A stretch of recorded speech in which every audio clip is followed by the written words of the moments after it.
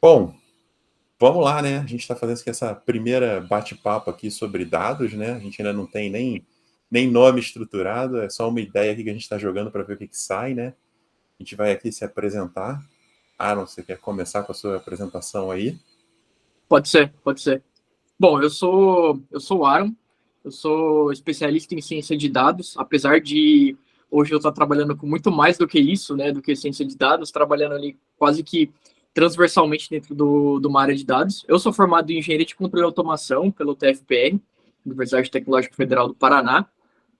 E, bom, como vocês podem ver, eu não segui muito a minha área de engenharia, apesar de dentro da própria universidade eu ter caminhado ali para esse tópico que eu atuo hoje. Então, dentro da universidade, eu comecei a trabalhar com pesquisa de aplicação de redes neurais na área da saúde, então, principalmente na área de voz e na área de próteses mecânicas. Eu não vou entrar muito no detalhe, porque né, a gente vai ficar aqui horas falando sobre isso.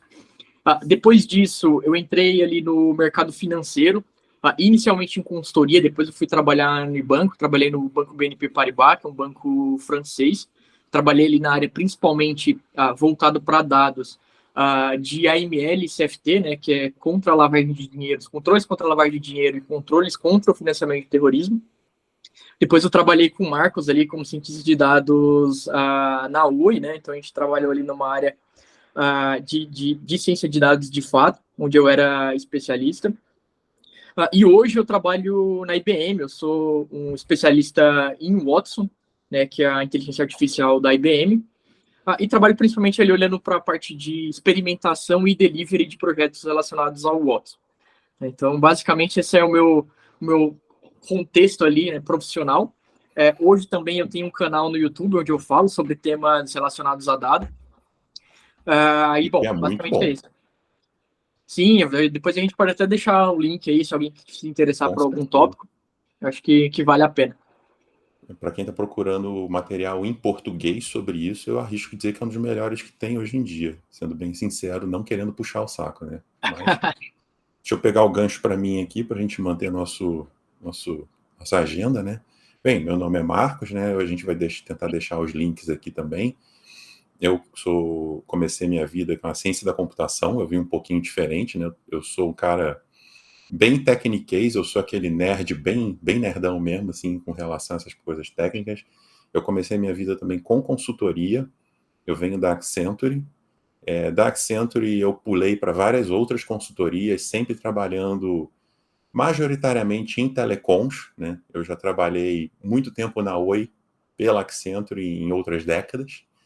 Depois eu trabalhei em algumas outras empresas, eu trabalhei na área de distribuição de combustíveis também, trabalhei como outra consultoria, né? Trabalhei em cima dentro da Ipiranga, trabalhei na Raizen na área de ciência de dados também.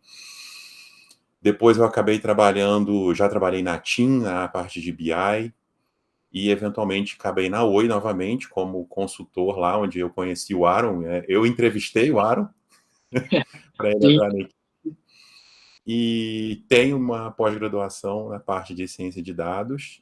Minha vida inteira eu sempre trabalhei com banco de dados, sempre fui fascinado com a área de dados, eventualmente me especializei nisso, persegui isso. E hoje em dia eu sou o Principal Data Scientist na Enops, que também tem sido focado não em... Agora eu trabalho com uma empresa que tem o seu próprio produto, né? Então meu foco é trabalhar na melhoria constante desse produto, que é uma empresa de FinOps e otimização de gastos em cloud, né? De recursos e tudo mais. Então, assim, para quem gosta de dados, isso é um playground para um cientista de dados. Nossa, cada dia que eu acordo de manhã, eu de verdade eu fico feliz com a quantidade de coisa divertida que eu tenho para ver ali. Então é isso aí, gente. Nós somos aqui dois caras que a gente acha que tem alguma coisa a compartilhar com o mundo e a gente espera, né, que a gente tenha alguma coisa aqui para ajudar e quem sabe, né, se alguém ouvir isso aqui e pensar, poxa, de tudo que a gente falou, tirou um minuto aqui para pensar que ajudou, a gente já vai ficar feliz, né? Quem sabe? com certeza, com certeza. E aí aqui nosso próprio tópico aqui na agenda, né, que acho que é o tópico que está na cabeça de todo mundo nos últimos meses, todo mundo fala AI. AI para lá, AI para cá, AI para lá, AI para cá, porque tá todo mundo. Você só escuta chat GPT para lá, chat GPT para cá, AI faz aquilo, AI faz isso, AI não sei o quê. E aí vem aquela pergunta: o que é AI? Porque todo mundo fala AI. Só que hoje em dia está ficando toda essa relação. Você escuta ChatGPT igual AI. E aí que eu acho que em algum momento a gente tem que responder o que é AI. O que é AI, Aaron?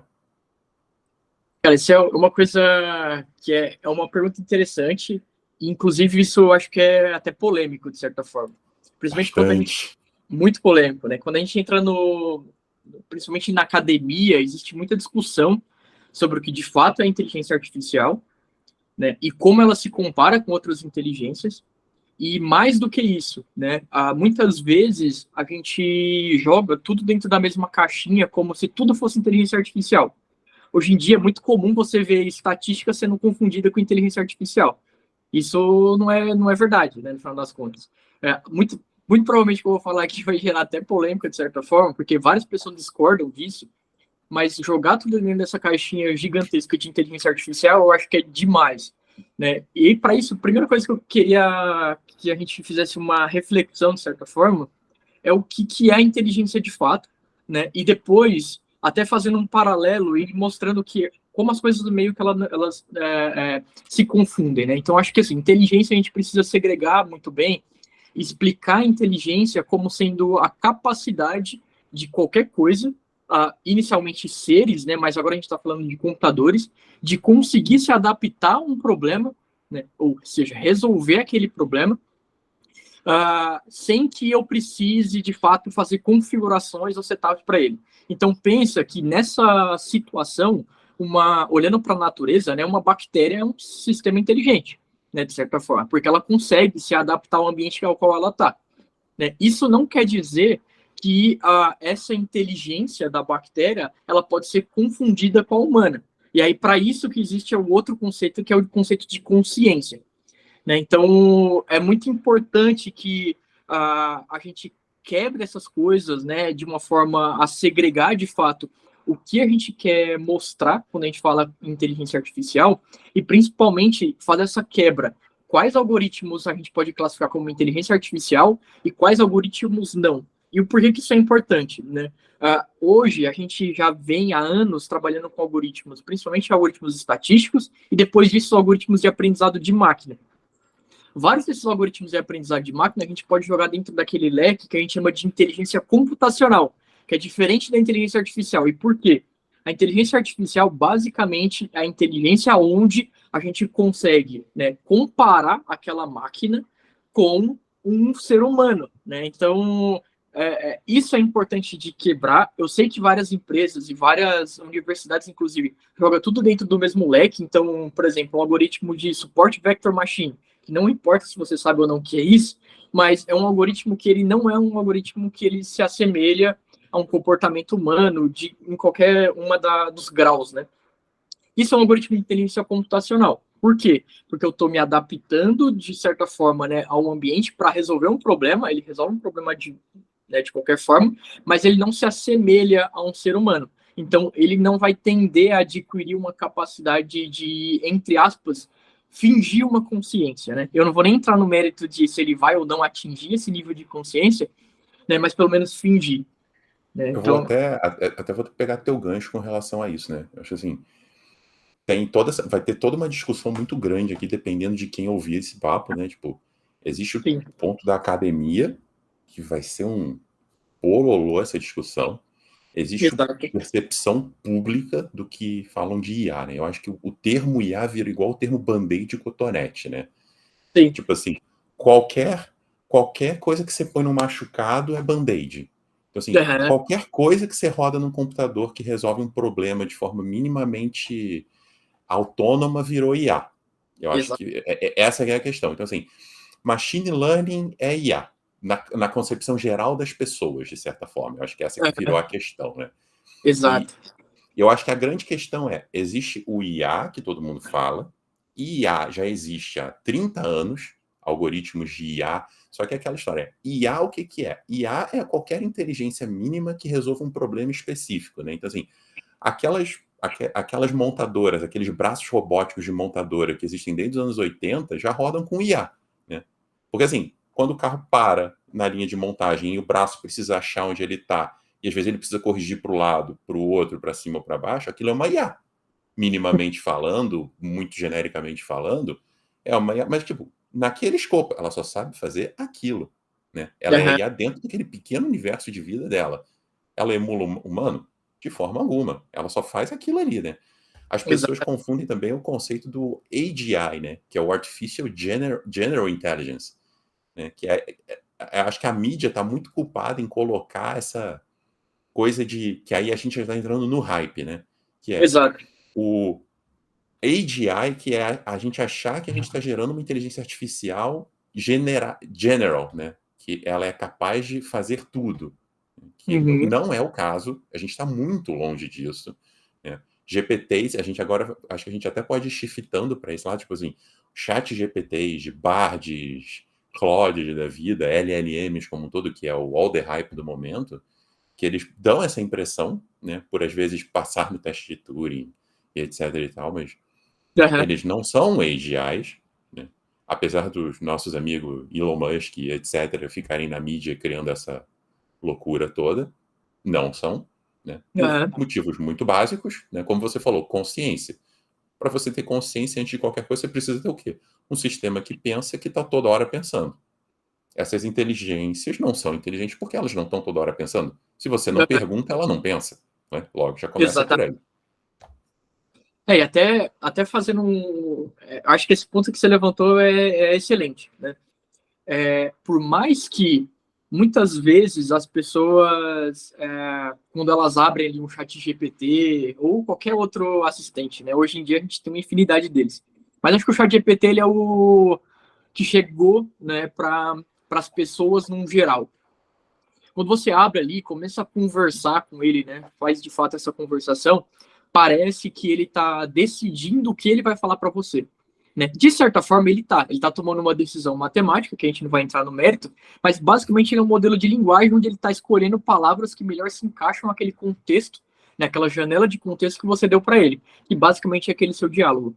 Então, é impossível a gente falar que isso, de certa forma, adquiriu uma consciência, primeiro, né, porque, de fato, ele não tem essa capacidade de pensar ou tomar decisões enquanto a gente não starta ele, né, vamos dizer assim. Então, ele é literalmente um sistema computacional que precisa de um gatilho para dar uma resposta, né? E depois disso, até ir um pouco além, né? Além de ele não ter essa consciência, a gente está tão longe dessa ideia, né, de uma inteligência geral, né, que de fato, muitas vezes a gente tem ainda vários problemas de alucinação, né, que é um tema que eu acho que em algum momento a gente vai acabar entrando no mérito, provavelmente não nesse episódio, mas em outros, de que ele não consegue, né, se organizar de uma forma de fato a ter essa memória de buscar informação, e sim de organizar palavras, né, que para a gente acaba fazendo um certo sentido.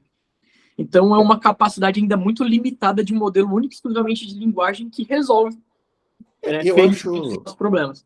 eu acho até legal a gente mencionar isso, porque assim, falou, não vamos entrar muito no Technication, mas eu acho que tem um pequena entrada no Technication que é legal colocar, que, assim, para muita gente, acho que vai ajudar a ilustrar, né? Tipo, porque isso ajuda a gente a puxar do hype para a realidade. Quando a Uhum. pessoa entra no chat GPT e ela conversa, tem algumas coisas que a gente precisa estruturar, né? Primeiro, o chat GPT não é a IA. O chat GPT é um produto. Aquela tela que você está vendo é um produto feito que tem um monte de coisa acontecendo ali. Por trás daquele produto tem um monte de coisa. Dentre eles existe um modelo chamado GPT. Em geral, a gente está usando GPT-4. Aquele é a IA, podemos dizer assim, de uma forma muito ampla, né? Ele é o, digamos assim, ele é o núcleo do chat GPT. Então, assim, a gente tem que tomar muito cuidado quando fala chat GPT, porque eu, no meu trabalho, com pessoas especialistas, existe muito essa confusão. O chat GPT resolve tudo. Gente, chat GPT não é IA, chat GPT é um produto. A gente não Uhum. consegue usar o chat GPT, a gente tem que usar o GPT e replicar tudo. Então, assim, isso é uma coisa que é muito comum de acontecer, né? Tipo, a gente não consegue pegar aquela tela e trabalhar. Não, a gente tem que pegar o modelo e replicar e reconstruir todo o produto que eles já vendem para você. Por isso que a gente paga por muita coisa ali. Mas aí o ponto o- é uma coisa que é muito legal, aquilo é muito maneiro, mas ele não é nada mais do que um autocomplete glorificado, né? Exatamente. E, Até fazendo um adicional, né, disso que você falou, de que tanto é um produto, e a gente fala, o GPT-4, ele é o que seria a IA de fato. Só que quando a gente está usando o GPT-4, que aí seria a versão Plus, né, do chat GPT, mas também quem já usou o Bard vai reconhecer isso. Quando a gente abre o chat GPT Plus, eu tenho a possibilidade de conversar com ele por áudio, por exemplo, eu tenho a possibilidade de inserir imagens. Isso dá uma capacidade para ele, não só de linguagem, mas também de escutar e falar, mas também de ver, né, e analisar e gerar imagens. Mas quando a gente olha, aquilo dele é tão um produto que aquilo dele nem sequer é uma inteligência só. Né? A gente ainda nem chegou nessa capacidade de construir um modelo multimodal, né, que ele é capaz de entender imagem, texto, áudio, vídeo, né, em uma única interface. Né? E o que os modelos, ou o que o ChatGPT, por exemplo, faz, ou o Google Bard faz, é juntar todos esses modelos e criar um sistema, né, que ele vai interfacear tudo isso e vai fazer toda essa comunicação. Então, por exemplo, quando a gente está falando do ChatGPT Plus, ele tem um modelo que é o Whisper. Então, o Whisper por si só, ele já é um cérebrozinho ali, ele já é uma inteligência artificial, que ele é capaz de interpretar sinais de áudio e converter isso para texto, e o vice-versa, né, converter texto para áudio. A gente tem o Dolly, né, que é o que é capaz de visualizar uma informação, converter para texto, e de texto depois voltar para a imagem, e de fato o GPT-4.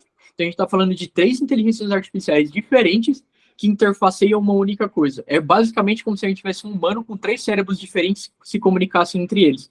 e aí Então, a gente faz o link para o que a gente falou lá no começo. Lembra? Por mais avançado que seja, elas ainda são super especialistas dentro do seu quadradinho, né? exatamente, exatamente. O Google com o Gemini ali, a gente sabe que teve um pouco de. Um pouco, isso por si só é um tópico inteiro, né? Uhum, Muito, muito para se falar ali, porque o exato. Google foi muito, muito safadinho no que ele fez naquela apresentação. O Google tentou apresentar o que é uma versão inicial de um modelo multimodal, né, que é o que o nosso cérebro é capaz de fazer, interpretar informações em diferentes dimensões, levar isso para uma dimensão única e depois converter isso em outputs, né? O que é interessante é que os modelos, a forma como os modelos funcionam hoje, meio que tudo que eles fazem, exatamente por aquela arquitetura dos transformers que a gente não vai entrar no mérito técnico aqui, ela converte tudo para texto, né? Então, meio que o sinal representativo de todos os modelos acaba em texto, né? Mas se a gente pensa na forma como o nosso cérebro humano funciona, a gente trabalha muito com sinais elétricos, né? Ou sinais mioelétricos, né?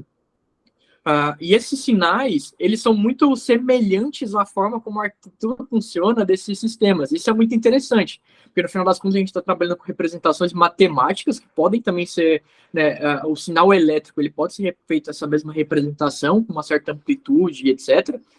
E no final das contas a gente consegue trabalhar com esses domínios. Então, assim, existe uma certa semelhança, então a gente está caminhando de fato para o que seria uma inteligência artificial que representa aquilo que o humano, né, consegue fazer, mas ainda muito longe de adquirir consciência ou tudo que esse hype tem entregado, né?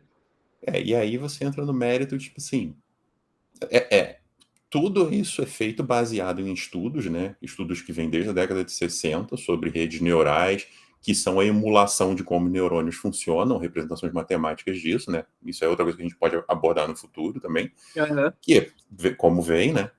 Mas, assim, voltando para o mundo real, né? Tipo, a gente falou de todo esse hype, a gente explicou que no fim do dia essas coisas são nada mais do que, né, autocomplete glorificados, né?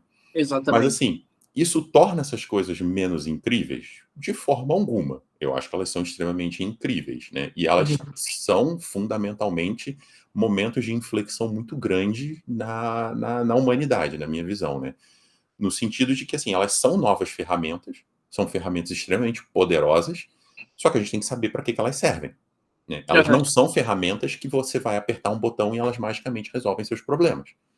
E, tipo assim, eu inventei um martelo. Ninguém nunca viu um martelo na vida. Um martelo, você não vai pegar um martelo e ele constrói uma casa. Você tem que saber usar um martelo. Eu acho que essas são analogias que a gente precisa deixar claro, porque eu acho por que eu acho legal a gente trazer esse tópico hoje. Muitas empresas, igual um tempo atrás estavam as empresas todas, agilidade, agilidade, a gente precisa fazer agilidade, mas ninguém sabe o que é agilidade, né? Uhum. Aí hoje você está com um monte de empresa com essas agilidade mequetrefe e tal por causa disso. Então, assim, hoje eu estou vendo muita empresa com essa coisa, a gente precisa usar GenAI. Mas para quê? Ah, não, porque GenAI vai resolver meu problema. Mas vai? Qual é o seu problema? Você tem um problema? Porque GenAI é muito bom, tem como resolver um monte de coisa, mas você sabe o que é? Você sabe para que serve? Né? Então, assim, Sim. foi o que você falou. GenAI hoje, realmente falando, que a gente tem pronto para usar aqui, razoavelmente produtivo, entra texto e sai texto. Né? É Sim. semântico. Ele serve para ser semântico. Então, assim, a gente tem que pensar o seguinte, ele é uma base de conhecimento avançada. Então, o que eu posso fazer com isso? Né? É como se eu estivesse falando com uma pessoa que é muito inteligente. E ela me responde via texto. O que eu posso fazer com isso? Uhum. E essa é coisa que a gente pode entrar no futuro, mas eu posso fazer coisas muito avançadas. Eu posso pedir para ela fazer códigos para mim. Uhum. Nós, como pessoas que programam, nós não somos programadores. Eu não sou um engenheiro de Software arquitetura ali. de sistemas e tal. Eu programo, eu sou um pouco cientista de dados, eu tenho meu background em ciência da computação, eu sei programar, eu sei orientação a objetos, infelizmente, aquela desgraça, eu sei fazer isso. Mas, assim, eu sei o quanto isso me auxilia para programar. Então, a gente sabe o quanto isso pode trazer de vantagem, mas a gente também sabe o quão perigoso é se você não souber o que você está, né, perguntando. Ao mesmo tempo, é o mesmo perigo que uma pessoa que procura algo no Google e simplesmente usa o que ela achou e ela não sabe o que ela está usando, né?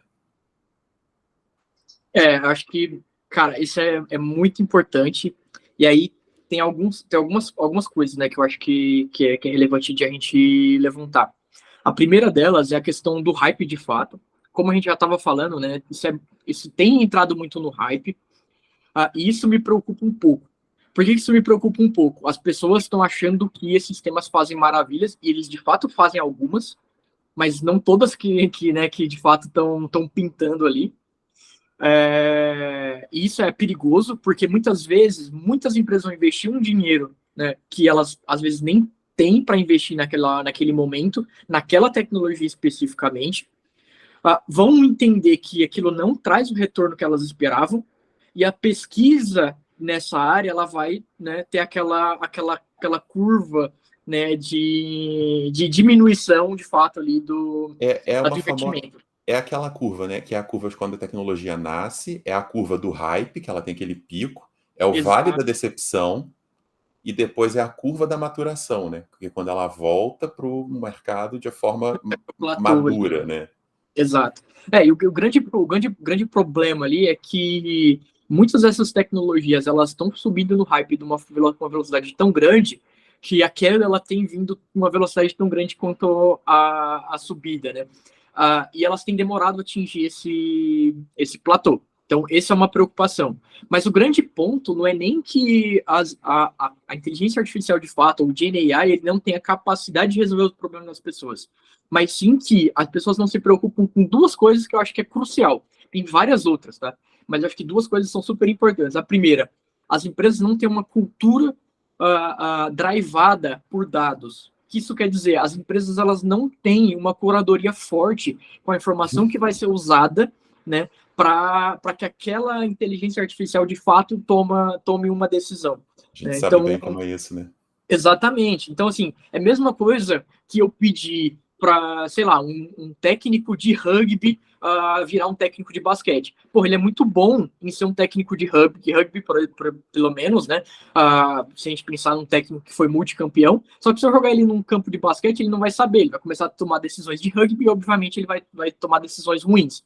Né? Por quê? Porque ele está drivado ali por rugby. Mesma coisa, uma empresa que está drivada por dados ruins, ela vai tomar decisões ruins. É o famoso GIGO, né? Garbage in, garbage out. Então, independente Isso do que eu... isso é realidade. Porque, assim, às vezes as pessoas acham que inteligência artificial vai resolver essas coisas. Não vai. Não vai. Garbage in, garbage out se mantém verdade nessa era. Ela não muda. Não muda. Exatamente. E o segundo ponto que eu acho que é super importante é a inteligência, o GenAI, né? Eu fico usando o termo inteligência artificial, mas é GenAI. Né? O GenAI, que é a Generative AI, ou IA generativa, ela tem uma capacidade muito grande para problemas complexos. E o que as pessoas têm entendido é que isso vai substituir o traditional AI ou machine learning. Então, as pessoas, basicamente, eu tenho um problema de infestação de formigas na minha casa. Eu tenho algumas soluções. eu tenho fazer uma detetização, ou eu tenho soltar uma bomba nuclear na minha casa, que vai explodir toda a minha cidade e vai matar todas as formigas. Né? E o ponto é que as empresas, elas não entenderam ainda qual a capacidade de fato do GenAI, e elas estão usando o GenAI para tudo. Problemas clássicos de classificação, problemas clássicos de reconhecimento de entidade, de regressão, as pessoas estão usando o GenAI.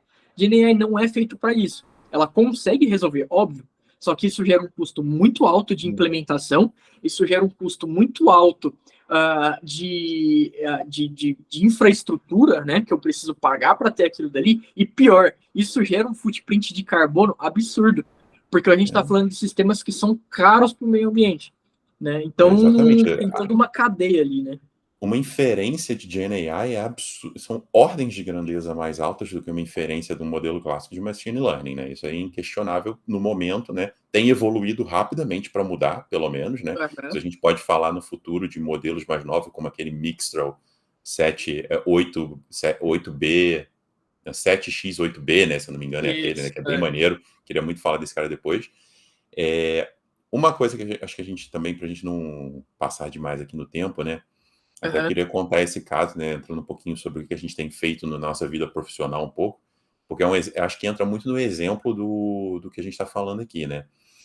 No meu dia a dia, até tem um podcast meu aqui da minha empresa, a gente falando sobre o que a gente está fazendo, que eles queriam usar a GenAI para resolver, eles queriam usar AI, né? Só que é essa história, né? O AI deles é GenAI, porque is all the hype, para resolver os problemas, né, deles de análise, né? De análise de FinOps para o cliente e tal. Só que aquilo, né? O GenAI não faz análise. O GenAI, você não pode mandar um banco de dados de números. Só que o que acontece? Eles viram o ChatGPT, viram que você consegue anexar um Excel e o ChatGPT faz gráfico, né? A pessoa fala, pô, se eles fazem isso, por que a gente não pode estar fazendo isso também, né? E para você explicar que não é bem assim, é difícil, né? Eu falei, cara, olha, não é bem assim, mas a gente pode tentar fazer um negócio.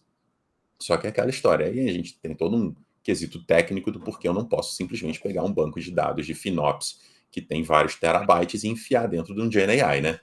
Mas aí a gente está construindo uma solução extremamente mais complexa, que não é só com texto, que aí a gente já fala de agentes, etc e tal. Só que é o que você falou, né? Existem vários problemas relacionados a isso. Tempo de resposta, custo, desenvolvimento, alucinação. Vai ter um ganho muito grande? Vai ter um ganho muito grande.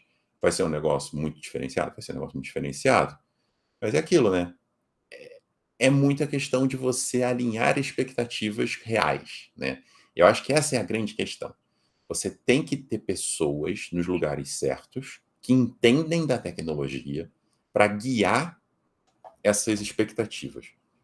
Eu acho que eu estou num lugar adequado para guiar as expectativas dentro do possível, para também não ter esse crash tão forte.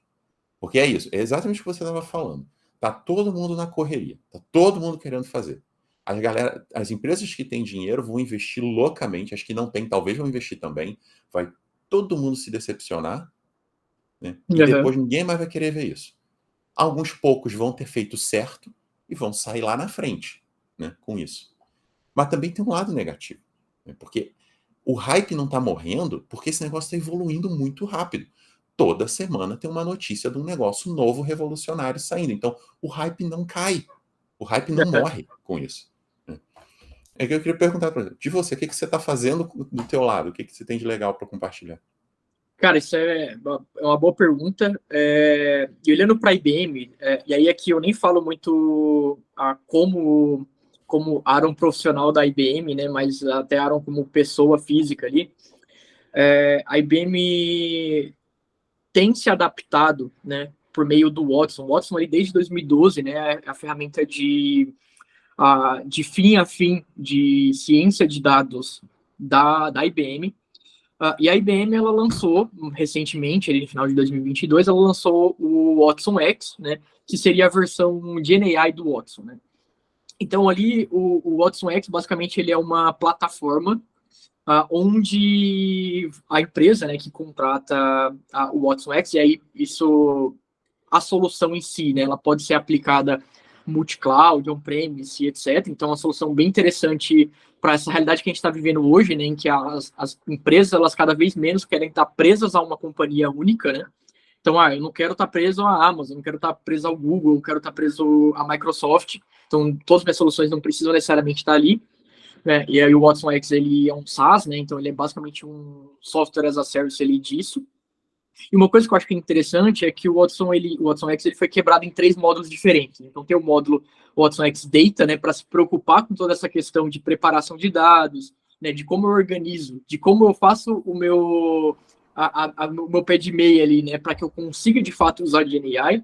Depois eu tenho o Watson X AI, que é a parte de fato do GenAI e etc, onde tem E infinitas vamos só fazer aplicações. um parêntese para lembrar.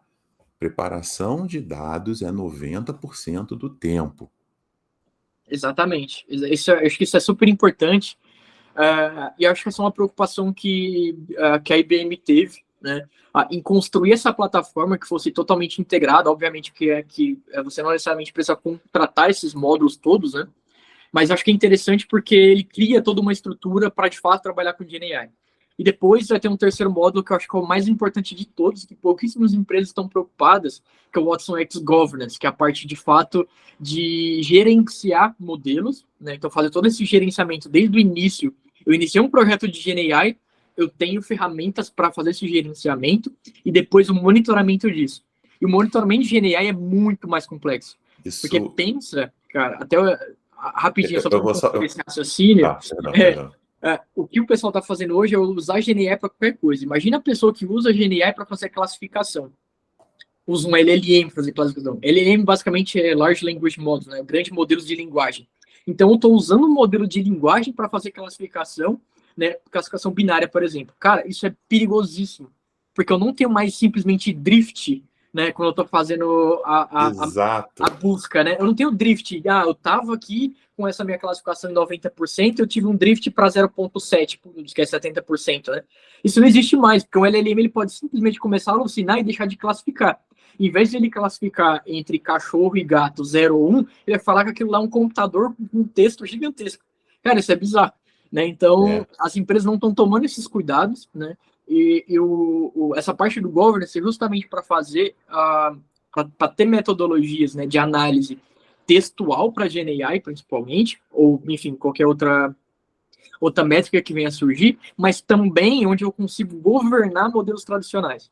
Né? Então, assim, acho que é bem interessante. Eu tenho, junto com as empresas, né, junto com os clientes da IBM, eu tenho estudado muito a ferramenta, tentado disseminar esse conhecimento também até dentro da própria companhia, porque eu acho que é super importante. E eu acho que a IBM, assim como várias outras companhias, estão tendo uma certa preocupação com isso, né, com o todo. Então, não vamos pensar só naquele miolo, que é o GenAI, que é um pedacinho, vamos pensar em dados, vamos pensar o que a gente vai fazer depois, né, como a gente vai monitorar tudo isso.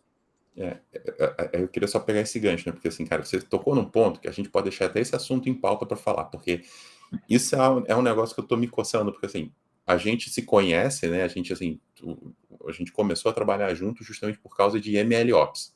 Né? Uhum. MLOps é uma das coisas que, assim, é um dos meus ganha-pãos, digamos assim, é uma das minhas especializações. E MLOps já é algo que, digamos assim, é novo no mercado, né? Machine Learning Operations, derivado do DevOps, digamos, eu não vou entrar muito nesse mérito. Ainda assim é novo, né? Ainda assim, a maioria das empresas não tem MLOps, a gente sabe muito bem como é que é isso, e já está nascendo o LLMOps, Uhum. Sim. né? Que é o que você está falando. Isso que você está falando é o LLMOps. Isso, cara, se o MLOps por si só já é uma coisa, o LLMOps é outra coisa. Uhum. LLMOps é outra coisa. Mas beleza, para a gente chegar aqui no final da nossa brincadeira, vamos pensar agora. A gente falou do hype, a gente falou da vida real, a gente falou o que a gente está fazendo hoje. Agora sim, tá todo mundo falando aí nessa loucura que agora que está acontecendo, não sei o que daqui a 5 anos, 10 anos vai estar todo mundo desempregado, que a AI vai ter dominado, que ninguém não vai ter mais programador, que não vai ter mais um monte de coisa, porque a AI vai fazer tudo. Então, assim, eu tenho uma visão sobre isso, né? Sobre o futuro. Né? Existem 2 futuros. Existe o futuro do hype e existe o futuro que eu acho que é o futuro real. Né? Para mim, assim, o futuro do hype é esse que a galera tá na mídia. que todo mundo está desempregado, que aí essas AI vão estar fazendo tudo pela gente, e blá blá blá, e não sei o quê. E para mim isso é uma completa falácia, né, que não tem como acontecer por vários motivos, né? Eu posso dar vários exemplos na minha visão sobre isso. Primeiro não tem como essas AIs funcionarem 100% sozinhas. Elas precisam de supervisão. Segundo, faz muito mais sentido essas AIs funcionarem como um potencializador de produtividade, né? No sentido que hoje o Marcos, que usa essas AIs, ele produz 10 vezes mais do que o Marcos que não usava. Então faz muito mais sentido no futuro eles esperarem que o Marcos use essa AI para trabalhar do que o Marcos não existir e pôr uma AI no lugar dele. Ele vai ser muito mais produtivo. Da mesma forma que quando inventaram o computador, né, eu queria um profissional que sabia usar o computador versus um profissional que não sabia usar o computador. Assim, como eu disse, é um grande momento de inflexão da evolução humana, digamos assim, é um dos grandes pontos de mudança, né? Então, assim, todo mundo acha que essas coisas vão acontecer. E tem o segundo motivo, que é um motivo técnico, né? Se não tem gente para criar, para retroalimentar as AIs, elas vão colapsar. Simples assim. Isso é uma questão técnica. Ela não tem como fugir disso. Então, esse é um outro lado que as pessoas ficam viajando na maionese. Pô, essas AIs que criam arte, que fazem vídeo, vai todo mundo ficar desempregado. Não vai, cara. Porque se as pessoas pararem de produzir, em um ano essas porcarias vão colapsar todas, porque não tem input para elas treinarem. Elas não criam, elas não pensam, elas não são criativas. Elas dependem do nosso input. Então, esquece, não vai acontecer isso. Foge disso. Essa para mim é hype. Qual é a realidade daqui a 5 anos? A realidade cara, vai ser esperado que os profissionais vão ter que produzir mais. Vai ser esperado isso. Então, assim, se você não faz, você vai sofrer. Essa para mim é a pura realidade. Vai ser esperado isso. Então, tem N outras questões sobre como essas AIs vão começar a ser usadas de forma... Eu estou falando de AI aqui porque eu estou querendo deixar o termo vago, mas eu estou falando de Gen AI.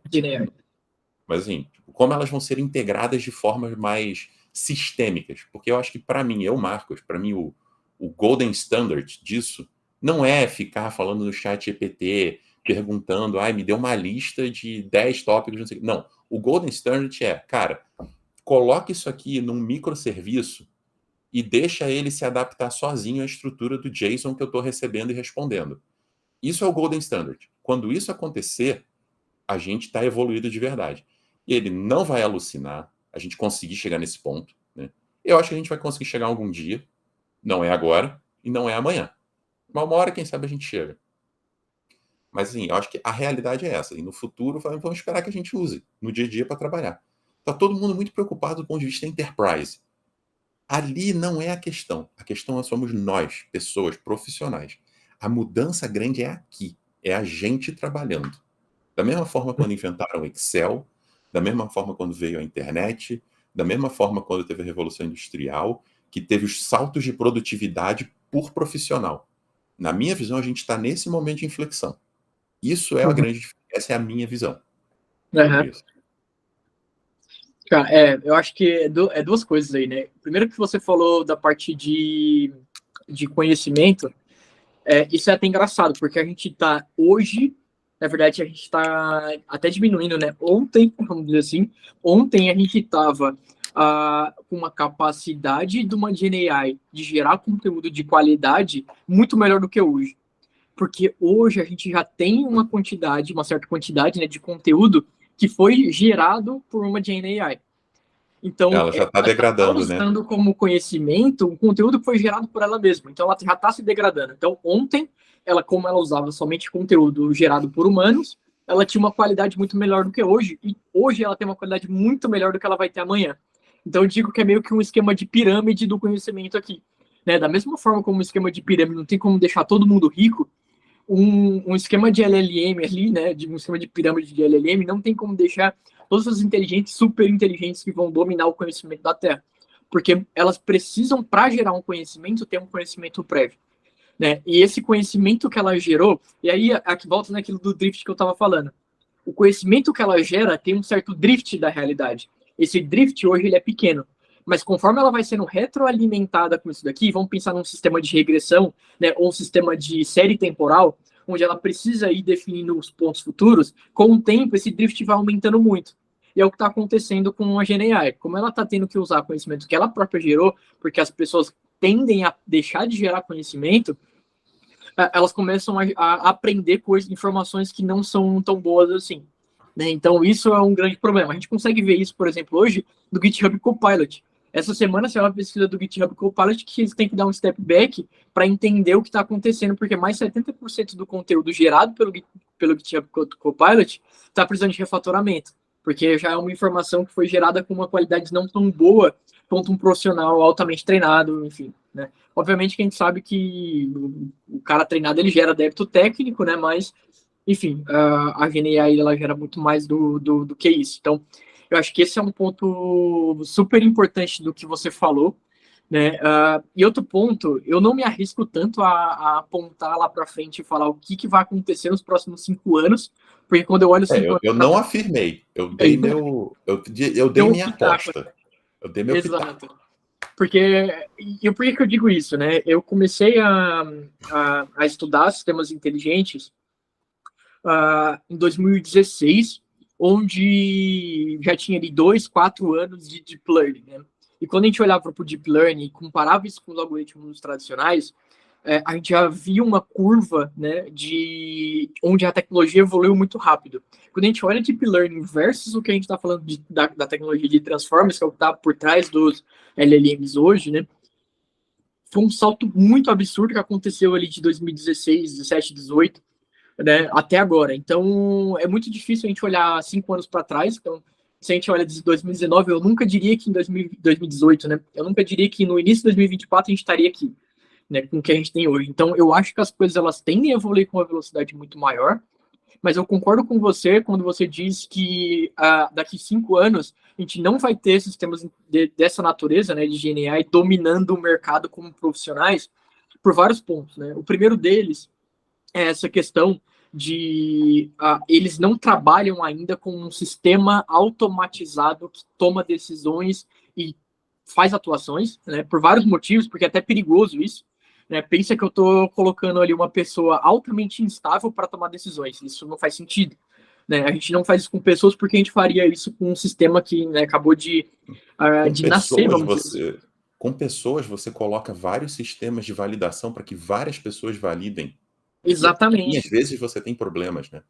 Exatamente. Então, assim, eu acho que sempre vai ter uma pessoa, vai ter pessoas, na verdade, né, para tomar a decisão final. E eu vejo, de fato, que o caminho que a gente tem tomado é para orquestradores, né? Então, você, a partir de linguagem natural, você pedir para que um sistema faça algumas coisas, como, por exemplo, me escreva um e-mail para tal pessoa contendo um sumário de tais informações. Né? Ou, a partir de uma informação que você recebeu, você tem um conjunto de decisões que você pode tomar a partir de uma documentação e, né, partir para uma série de ações ou coisas do tipo. Na academia, eu acho que isso vai ser muito utilizado, né, naquela parte ali de identificações de padrões e coisas dessa natureza, usando linguagem natural e etc. Mas ainda eu vejo que as empresas, elas estão numa briga, né, naquela briga do início dos anos 2000, Data Warehouse ou Data Lake, né? Então, assim, cara, a maior parte das empresas, mais de 90% das empresas, elas não têm estrutura nenhuma de dados. Quem dirá conseguir aplicar um sistema de GenAI para dominar ali o mercado e conseguir... Assim, eu acho que está muito longe disso, do tempo. Eu acho que muitas empresas estão atrasadas, de certa forma, elas precisam correr atrás do tempo para conseguir chegar nesse estado da arte ali, para conseguir usar esses modelos, e até as grandes empresas, né, que vão conseguir usar isso daí, o desprendimento de recurso ele é tão grande para que você consiga aplicar isso num conjunto universo reduzido que não vai fazer sentido. É melhor ter pessoas para fazer aquilo dali. Né? Então, se a gente pega ali o balanço... Essa semana saiu o balanço de Google, Amazon, Facebook, Microsoft, as principais empresas que têm investido nisso, né? E a gente já vê que os resultados que essas empresas conseguiram com IA generativa é menor do que elas esperavam. Por quê? Porque o hype, obviamente, todas as empresas queriam aquilo, mas o custo de implementação é altíssimo e a taxa de conversão, né, por esses problemas relacionados a dado e a cultura dirigida a dados, ou até mesmo a robustez, né, de áreas de ciência de dados e de engenharia de machine learning e modelos tradicionais ainda é muito pobre ainda, né? Então tem muita coisa para evoluir nisso daí. Então eu acho que tem um futuro legal nisso. Eu acho que essas empresas vão continuar estudando muito a trabalhar com modelos multimodais, buscando o AGI, né? Que é essa inteligência artificial geral, mas eu acho que a gente ainda está muito longe de conseguir fazer com que isso domine de fato esse mercado. Eu acho que, olhando para a perspectiva de 5 anos, eu faria um palpite de que isso não vai acontecer. Talvez isso não aconteça nem nos próximos 10 anos pela maturidade da maior parte das empresas. Algumas vão conseguir algumas coisas interessantes, vão conseguir automatizar parte dos processos, vão deixar pessoas super eficientes, vão conseguir até, às vezes, reduzir, de certa forma, algum time, né? Mas, cara, dominar, de fato, eu acho muito pouco provável nos próximos 5, 10 anos. Né? Totalmente concordo. Cara, muito bom. O papo foi muito bom. Vamos aproveitar também aqui para deixar o tempo minimamente também para pessoas não ficarem de saco cheio. Aquela 1, 2 pessoas que tiver saco de chegar até aqui. E é isso. Muito bom, muito bom. Quem sabe a gente faça um segundo, né? Exato, um segundo exato. com mais um convidado que não pôde nos agraciar com a sua presença. E é isso, meu querido. Muito obrigado. Quem quer que esteja nos escutando, se é que tem alguém, né? Se alguém ficou aqui, né, escutando toda essa baboseira até os 45 do segundo tempo. No caso, 46 e 29 segundos. Bom, Eu eu não sei se eu acresço, vou cortar ele ou não, né? Mas vamos ver. Ah, muito obrigado. Vamos Valeu, lá. Quem sabe a valeu. gente faz o próximo, aí a gente vai pensar numa pauta pro próximo. E é isso aí, cara. Falta Valeu. tem de sobra, né? É, a pauta tem de sobra, né? Por isso que a gente tem que pensar, porque coisa não falta para falar. Isso aí. Meu querido, muito obrigado. Um abraço. Até. Valeu. Valeu, um abraço, até a próxima. Tchau.